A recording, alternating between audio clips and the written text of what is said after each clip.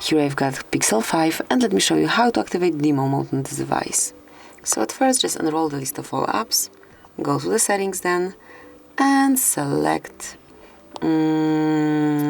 system. Here enroll advanced options, and now you will notice developer panel clearly. However, if you cannot see developer mode here, just take a look at our tutorial on how to unlock them, how to unlock developer options, and then smoothly click to open. Now select automatic system updates, mark the switcher, and from now on, updates will be applied automatically once device restarts. And that's it, that will be all. Thank you for watching. Please subscribe our channel and leave the thumbs up.